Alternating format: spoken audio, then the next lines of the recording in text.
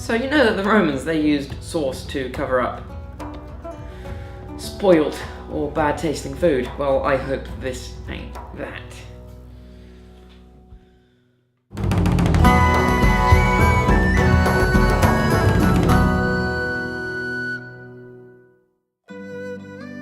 Sweet and sour sauce isn't just for Chinese food. Cultures all around the world have been experimenting with and mixing different tastes from day one. However, in China and much of East Asia, it's a far more important aspect of cooking. In an extreme example of this, you might get served up something like fried fish and cake sprinkles. The idea behind such bizarre mixing is rooted in strong culinary tradition. Australian chef David Thompson, an expert in Thai cuisine, calls making East Asian food akin to playing chess.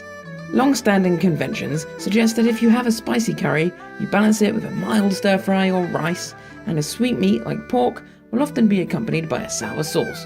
Usually today's recipe, sweet and sour sauce, though Asia isn't the only place to have its take on the dish. Like everything in Europe, the Romans... What are you doing? Hello? The Romans spread their cuisine around the continent. In the cookbook Apicius, which we visited before, we have a recipe called raw sauce for boiled chicken.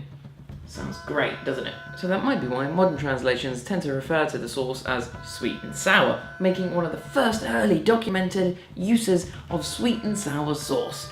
It might not be exactly what we think of sweet and sour sauce today, but in a very Roman way, it kind of is.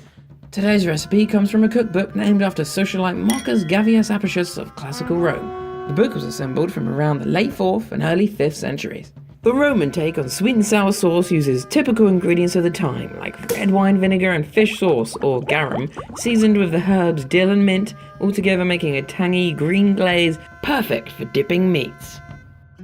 Okay, first things to do, we've got some chopped up dill and mint. And we're going to pound that up into a paste. Really pound that up hard. And once that's a paste, we want to mix in just a little bit of soa fatida.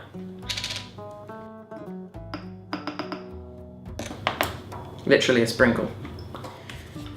Mix that into the paste. After that, we want to mix in everything else. Now that's fish sauce. Wouldn't be a Roman recipe without it. If you look at Roman recipes, they pretty much all have fish sauce. Honey, or you can use date paste if you want to get really authentic. Fill that up with a tablespoon of mustard. 1 tablespoon of olive oil, a classic Mediterranean ingredient. Tablespoon of red wine vinegar. 1 tablespoon of balsamic glaze. This is Roman sweet and sour. I don't think Ethan's going to come back. He's a bit preoccupied.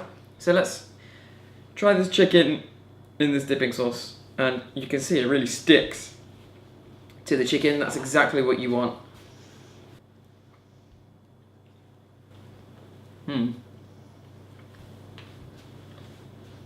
Not sure I like that at all. But there's a nice mix between sweet and sour. You can really get that. It's pretty good, but it's not sweet and sour sauce. That's because it's changed lots and lots of times. But it's a Roman.